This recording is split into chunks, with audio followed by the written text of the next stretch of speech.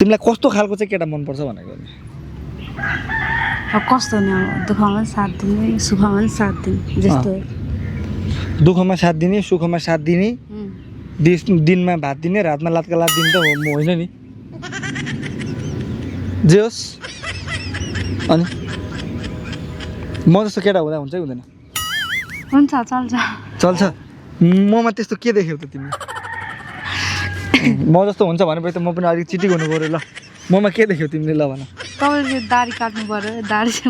ए मैले दाढी काट्यो भने चाहिँ म जस्तो केटा भए चल्छ तिमीले त अब दाढी काट्नु पऱ्यो भने झारी देखायो भने त बेहोसै होली तिमीले दाढीभन्दा ठुलो छ दाढी मेरो खेतको बारी के तपाईँ काट्नु परिहाल्यो हुन्छ काट्नु पऱ्यो हुन्छ त्यो त अब तिमीले पछि बिहे गर्छ काटिदिइहाल्छौ नि काटिने भयो तिमीले चाटिने भयो